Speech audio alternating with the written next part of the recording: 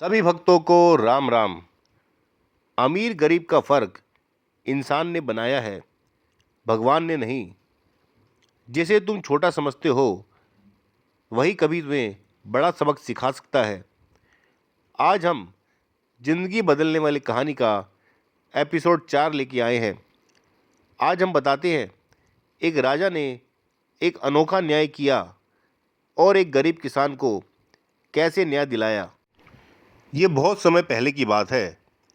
बनारस में एक राजा ब्रह्मदत्त राज्य करते थे। वे बड़े दयालु थे, गरीबों की हर संभव मदद करते थे। एक दिन उन्हें पता चलता है कि उनके राज्य में एक अमीर आदमी ने एक गरीब किसान को बेरहमी से पीटा है। इससे राजा को बड़ा दुख हुआ। वे मन ही मन सोचने लगे कि उस अमीर को क्या सज़ा दी जाए। वे सोच ही रहे थे कि मंत्री ने आकर उनसे कहा, महाराज, मेरा विचार है उस आदमी को कोड़े से पीटा जाए, क्योंकि उसने किसान को बहुत पीटा है। राजा बोले, नहीं। तो मंत्री ने क्या क्या करें फिर? उसे कैद खाने में डाल दें? राजा बोला, नहीं। तो मंत्री ने कहा, तो उसकी दोनों आंखें निकाल देते हैं। राजा बोला, ये भी नहीं करना। मंत्री ने सोचा, शायद मेरे द्वारा सुझाई गई सज़ा कम है। उसने और कड़ी सज़ा की राजा को राय दी। महाराज, ऐसा करते हैं, उसे भूखे शेर के आगे डाल देते हैं। शेर उसे चीर फाड़ कर खा जाएगा और सभी के लिए एक सबक भी बन जाएगा। राजा बोला, नहीं, कल उस आदमी को मेरी ओर से भोजन पर बुलाओ और उसके लिए अच्छे अच्छे पकवान बनाना। मैं उसे अपने हाथों से खाना खिलाऊंगा। जाओ, उसे शाही निमंत्रण दे आओ। यह सुनकर मंत्री को बड़ा आश्चर्य हुआ। वह भागा भागा उस अमीर आदमी के घर गया और उसे राजा का निमंत्रण दे आया। निमंत्रण सुनकर वह अमीर व्यक्ति बड़ा प्रसन्न हुआ। अगले दिन वह चमकीले वस्त्र पहनकर बड़े ठाठ से राजा के महल में पहुंचता है। राजा ने स्वागत किया और फिर उसे शाही भोजन कक्ष में ले जाकर बोले, बैठिए सेठ जी, आज आप मेरे अतिथि हैं, प्रेम से भोजन कीजिए। यह सुनकर अमीर व्यक्ति गदगद हो गया। वह खुशी खुशी भोजन की मेज पर बैठ गया और फिर जैसे ही उसने भोजन का कौर उठाकर अपने मुंह में डालना चाहा, तभी राजा ने उसे रोकते हुए कहा, नहीं सेठ जी, मैं अपने हाथों से आपको भोजन कराऊंगा। इसके बाद राजा ने सेठ को तरह तरह के पकवान खिलाए। जब उसका पेट भर गया तो वह बोला, बस करो महाराज, अब और नहीं खाया जाता, मेरा तो पेट ही भर गया है। तब राजा ने पूछा, सच सच बताइए, भोजन कैसा लगा? हजूर, खाना बहुत बढ़िया लगा, लेकिन एक आपके रसोई से गलती हो गई है।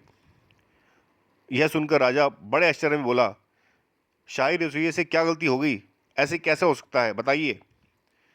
अमीर आदमी बोला, महाराज, सारी चीज़ें स्वादिष्ट थी, लेकिन मूल चीज़ नहीं थी खाने में, रोटी और चावल।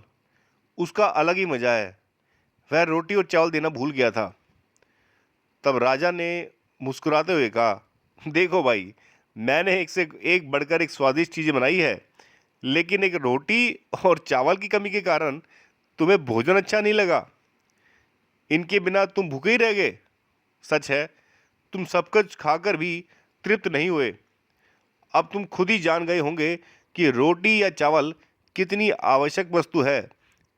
इसी भूख को मिटाने के लिए किसान गेहूं और चावल पैदा करता है, अपना खून पसीना बहाता है।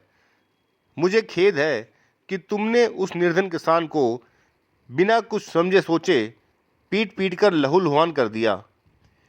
यह सुनते ही अमीर आदमी राजा के पैरों में गिर गया और बोला, महाराज, मुझे क्षमा कर दीजिए।